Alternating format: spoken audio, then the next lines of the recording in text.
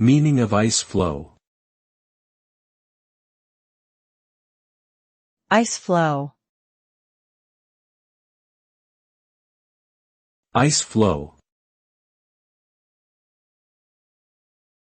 Ice floe. Ice floe.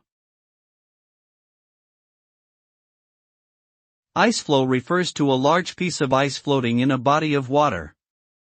These flat, floating masses typically break off from a larger ice sheet or glacier and can be found in oceans and rivers near polar regions.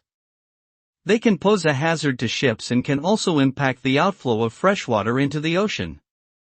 As climate change continues to affect the world's polar regions, the amount and frequency of ice flows are expected to change, which could have significant implications for global sea levels and biodiversity.